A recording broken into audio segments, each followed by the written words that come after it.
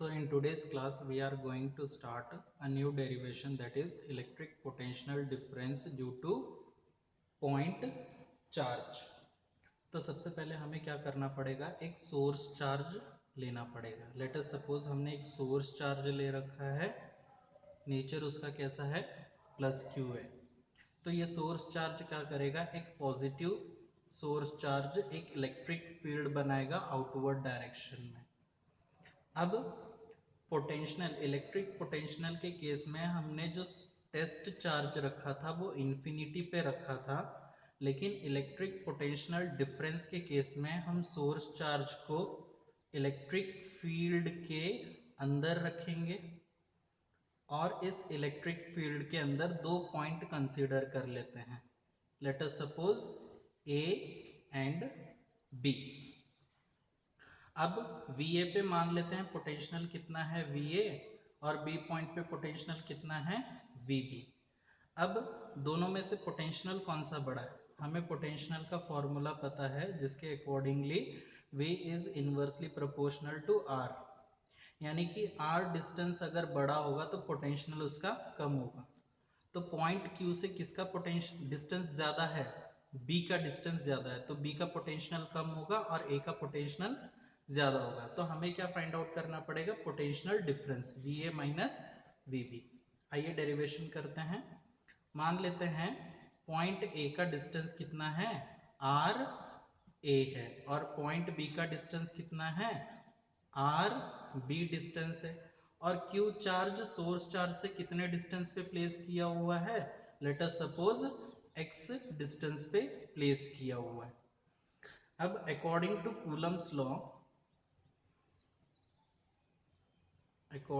Coulomb's law, force का formula क्या है, F is equal to 1/4πε0 Q1 into Q2. दो चार्जेस लेने पड़ेंगे, यहाँ पे एक सोर्स चार्ज ले लेते हैं और एक टेस्ट चार्ज ले लेते हैं, और डिस्टेंस कितना है x, सो डिस्टेंस का स्क्वायर. इक्वेशन नंबर 1 कंसीडर कर लेते हैं. अब वर्क डन निकालना पड़ेगा. Work done is equal to formula क्या है, फोर्स इंटू डिस्प्लेसमेंट. लेकिन अगर हम स्मॉल डिस्प्लेसमेंट लेंगे तो वर्क डन भी हमें स्मॉल करना पड़ेगा. तो इस तरफ देखिए टेस्ट चार्ज का नेचर भी कैसा है, पॉजिटिव है. तो इलेक्ट्रिक फील्ड के वजह से इस डायरेक्शन में एक फोर्स लगेगा due to electric field. Positive positive एक दूसरे को रिपल करेंगे, तो इस डायरेक्शन में एक फोर्स लगेगा ड्यू टू इलेक्ट्रिक फील्ड. हमें टेस्ट चार्ज को कहाँ पे ले जाना है, B और A पे, यानी कि इसके अपोजिट डायरेक्शन में हमें वर्क करना पड़ेगा, और एक्सटर्नल फोर्स इस डायरेक्शन में. अपोजिट डायरेक्शन में वर्क कर रहे हैं इसलिए साइन कैसा आ जाएगा, नेगेटिव. टोटल वर्क डन निकालना है तो दोनों तरफ हमें क्या करना पड़ेगा, इंटीग्रेशन करना पड़ेगा. Let us do the integration F into dx. Change किस में दिख के आ रहा है, W में, तो 0 से लेके W. चेंज किस में दिख के आ रहा है, डिस्टेंस में. तो पहले कहाँ पे आ रहे हैं, पॉइंट B पे. पॉइंट B पे डिस्टेंस कितना है, RB, और कहाँ पे आ रहे हैं, A पे, पॉइंट A पे. पॉइंट A पे डिस्टेंस कितना है, RA. लिमिट का सब्सटीट्यूशन हो गया है. अगर हम टोटल वर्क डन की बात करें तो टोटल वर्क डन कितना आ जाएगा, W. किसके लिए, A और B के बीच में. So minus sign as it is, integration of RB to RA. Force के लिए हमने फर्स्ट इक्वेशन देखा था, सब्सटीट्यूट करेंगे 1/4πε0 Q into Q divided by x square into distance dx.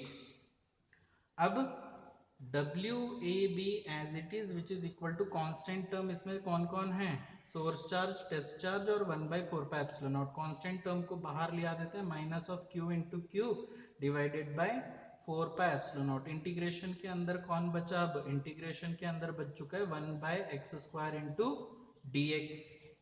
अब ये 1/x स्क्वायर अगर हम x स्क्वायर को ऊपर ले जाते हैं तो कितना हो गया, -2. सो सब्सटीट्यूट करते हैं, WAB which is equal to minus of Q into Q divided by 4πε0 as it is. अब integration of RB to RA. अब x स्क्वायर को ऊपर लेके गए हैं तो -2 इंटू dx. अब हमें इसका इंटीग्रेशन करना पड़ेगा, कितना है x to the power -2। Integrate करते समय हम पावर 1 ऐड कर देते हैं और जितना पावर है उतना ही डिनोमिनेटर में लिख देते हैं। तो इंटीग्रेशन करते हैं, D work done A B is equal to minus of Q into Q divided by 4 pi epsilon not as it is. Integrate करेंगे तो इंटीग्रेट का साइन हट जाएगा और कितना बनेगा, x to the power -2 plus 1 divided by -2 plus 1, जितना power है उतना ही डिनोमिनेटर में। लिमिट अभी भी बाकी है R B to R A.